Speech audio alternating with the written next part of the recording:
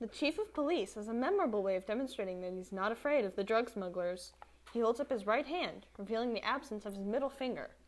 4 years ago, Brigadier General Akonor Kintuz was hired as provincial chief of police in the North Afghan province of Badakhshan and charged with destroying its plentiful poppy fields. After I finished one of my first eradications, he says, my vehicle was blown up by a remote-controlled bomb. He rolls up his right shirt sleeve. His forearm is badly mangled.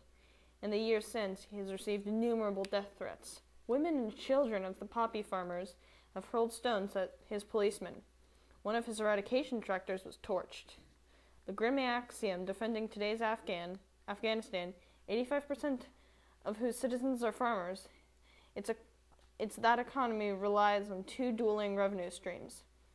One flows from Western aid in hopes that the country will renounce the Taliban. The other flows from opium trafficking supported by the Taliban, which used the proceeds to fund attacks on Western troops. Only recently has the Afghanistan government seemed to take stock of the obvious. For the outside world's largesse to continue, the national economy's addiction to opium must end. The poppy fields must be destroyed.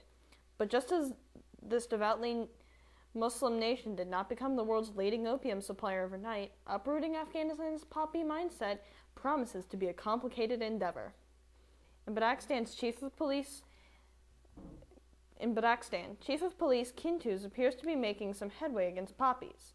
5 years ago, the province was Afghanistan's second biggest opium producer, after a Taliban-controlled province of Helmand. For a brief period after the Taliban's ban on poppies in 2000, Badakhshan even took lead of the poppy cultivation, because the province was controlled by the Northern Alliance militias rather than the Taliban. When Kintuz started his job in 2007, 9,000 acres were planted with poppies. 2 years later, fewer than 1,500 were. Eradication efforts have forced poppy farmers into the margins of the countrysides.